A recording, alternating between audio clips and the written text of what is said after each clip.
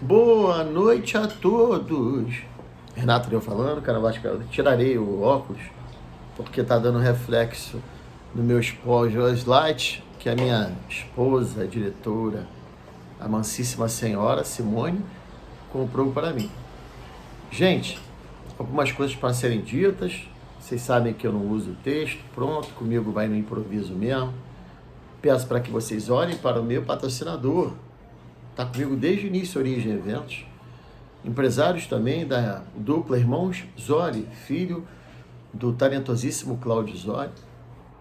E vocês podem curtir, não custa nada. É só colocar o dedinho lá no sininho. E vocês podem também, quem não é inscrito, se inscrever e acionar o sininho de notificações. Agora eu também estou avisando pelo TikTok também, para que as pessoas lembrem de assistir meu vídeo. Gente, informações, jogo do Bragantino, o ingresso para a torcida do Vasco, né? R$110, meia 55, mais caro até do que São Januário, né? A notícia até que preocupa, eu fui muito crítico em relação ao Medel jogando na zaga, mas ele é um cara que é inteligente, ele sabe se posicionar, ele pode ser um anão, bicho, mas ele, tanto que na hora que ele sai, pela inexperiência do Ryan, tomamos o gol. Por que eu estou repetindo o que eu falei ontem? Infelizmente, o Medel teve que viajar às pressas para o Chile, pois a sua mãe não anda bem de saúde, né? Deus queira que ela se recupere, que não seja nada muito grave, mas provavelmente ele já não vai jogar contra o Bragantino. Não sei se, além disso também, ele estava sentindo um problema, acho que na coxa, por isso que ele saiu durante o segundo tempo. Mas, lógico, em primeiro lugar, vamos pensar que a mãe dele vai se recuperar. Uma notícia que eu não sei se é boa para nós, no caso, em relação ao Bragantino, é que o Bragantino, o goleiro deles saiu no intervalo do jogo contra o Fluminense, entrou o Lucão foi até bem. Lucão nosso goleiro, né? Que a gente cedeu ao Bragantino. Se eu não me engano, não é nem por empréstimo. Depois vocês até podem falar nos comentários. Eu acho que não sei se o Vasco vendeu, mas eu acho que vendeu, porque se fosse empréstimo, geralmente tem uma cláusula no contrato de empréstimo que impede o jogador de jogar contra o seu clube, né? Pelo qual ele ainda tem vínculo. Bom, mas ele vai jogar, então foi vendido mesmo, né? O time do Bragantino é um time certinho, já deixou de ser pequeno há muito tempo, já deixou de brigar pelo rebaixamento há muito tempo. O jogo vai ser às 19 horas da noite de quarta-feira. O nome do árbitro eu esqueci, acho que é Paulo Zanovelli, acho que o sobrenome é Zanovelli, que vai ser o árbitro do jogo. Também não conheço, também não faço questão de conhecer, de árbitro não quero falar nada. Agora hoje é o dia das especulação porque o Fagner, né, que foi nosso lateral do Corinthians, que é um jogador que não é muito puro, não. Não é um jogador que joga limpo, não. Ele é meio sujo, ele já tirou várias pessoas do gramado, pessoas que ficaram um bom tempo fora. E segundo consta, ele deu uma entrada criminosa ontem, nem advertido foi, pelo Corinthians contra o Atlético Mineiro. E também teve choro ontem, teve choro do jogo do Atlético Goianiense com o Flamengo, teve choro ontem do Grêmio contra o Vasco. Geralmente quem perde chora, né? Mas eu acho que ontem, eu tava brincando, dizendo que não foi pênalti. Cara, assim, não foi pênalti, tá? Contra a gente, não. É minha opinião. Quem achar que não, é palpite de cada um. Tanto que logo depois teve um pênalti claríssimo, que o jogador do Vasco toma, o Galdame, se eu não me engano, toma um chute, um rebote, de uma cabeçada do Verratti. O Galdame vai pegar a bola no rebote, o zagueiro deles lá, o cabeçudo, dá um chute nele no calcanhar.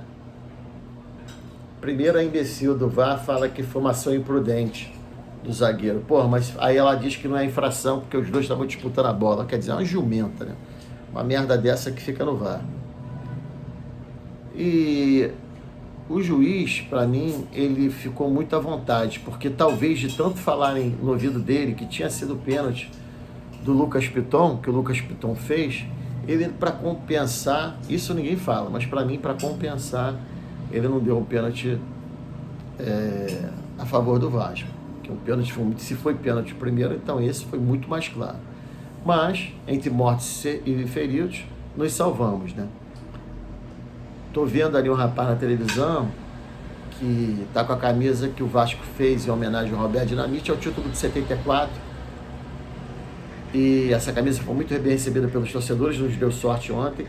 E parabéns à torcida, a Rasta, que fez uma bandeira bonita com a figura do Roberto, e uma outra bandeira, que aquilo não é mosaico, tá, gente? É uma diferença, colocada na social também muito bonita. Várias fotos, imagens, que foi colocada em homenagem ao Roberto também. Aí vocês veem como é que o VAR se tornou muleta, né? Voltando ao assunto do VAR rapidinho. Por exemplo, o nosso jogador Rosiclay, ele simulou um pênalti que todo mundo achou que foi pênalti. Mas hoje em dia tem o VAR, né, para ferrar a gente. Rosiclay é esse mesmo nome, tá ouvindo a súmula?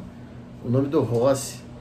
O Rossi não tem Rossi no nome não, tá? O nome do Rossi é Rosiclay. Gente. Ainda bem que virou Rossi como apelido. Quem chegou há pouco no aeroporto, vai fazer os exames amanhã e tal, é o Hugo Moura, do Atlético Paranaense. É mais um volante que vem. Repito aqui, fiquei muito feliz ontem com a atuação do Matheus Cocão. Ele disse que pode me chamar de Cocão, que ele não liga mesmo, tanto é que o Verratti chama ele de cabeça de melancia. Outro menino, o tal do JP, que entrou também, surpreendeu, 19 anos. Sabe, aqueles jogadores que são esquecidos na base e que arrebentam? Pois é, isso aconteceu com o Felipe, tá? Felipe, o nosso maior craque da lateral esquerda, o jogador que mais títulos venceu pela camisa do Vasco, o Felipe foi reserva a base toda do Bill.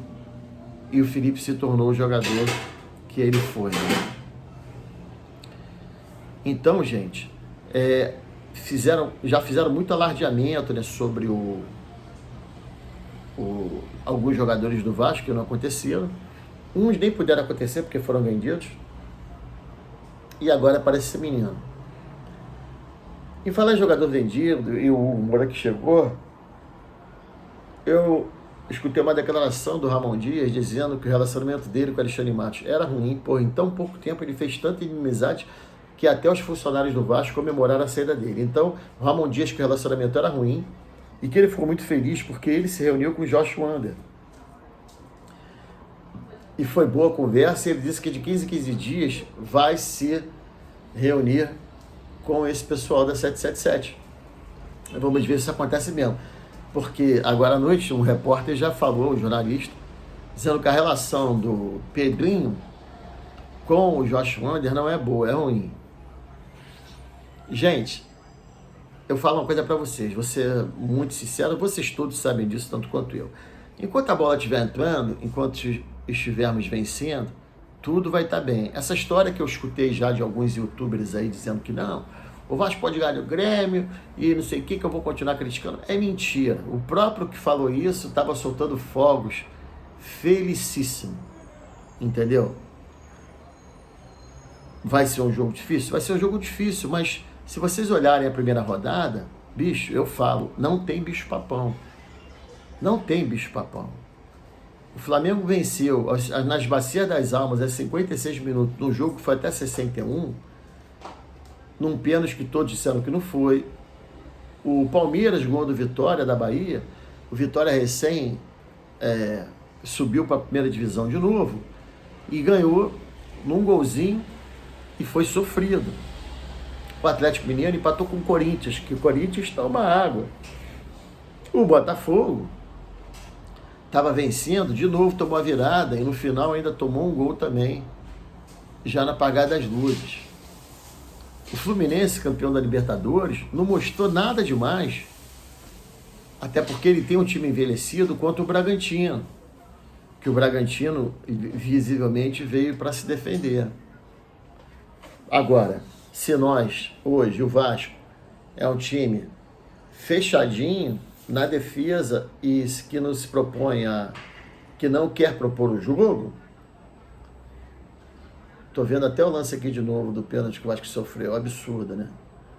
Se o Vasco não quer mais propor o jogo, vê que não tem essa condição, até porque nós não temos meias de ligação, apesar do Matheus Cocão ter aparecido e ter sido disparado, repito, o melhor jogador em campo, depois o David, o DVD,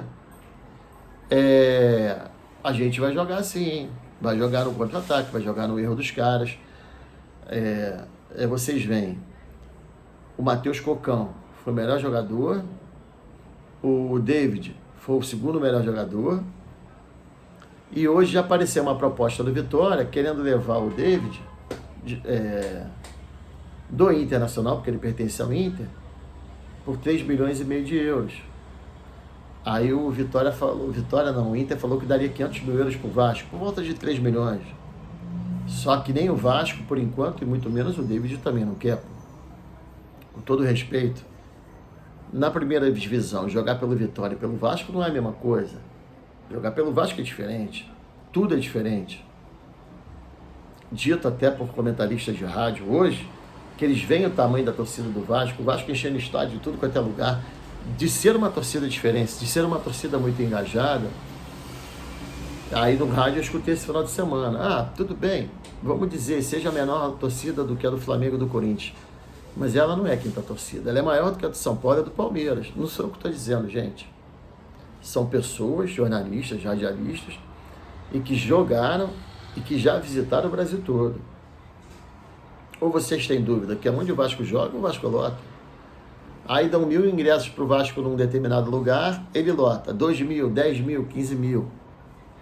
Em falar em jogar fora, na quarta-feira, 2h30 da tarde, a CBF vai fazer o sorteio da próxima fase da Copa do Brasil, onde vão ter 32 times. Tem o pote A e o pote B.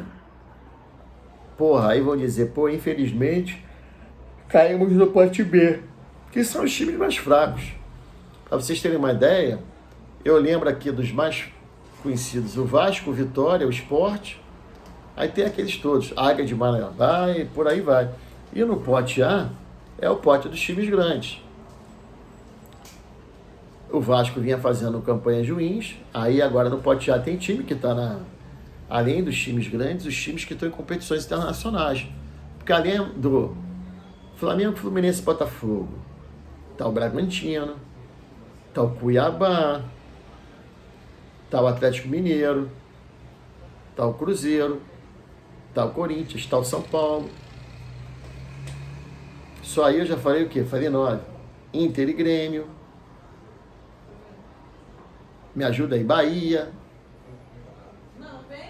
Então, esse sorteio, seria legal se a gente pegasse o Cuiabá. Não, cara, pega qualquer um. Sabe por quê? Para se enganar e pegar agora e perder lá na frente, vamos pegar logo forte agora. Se tiver que ser Vasco e Flamengo,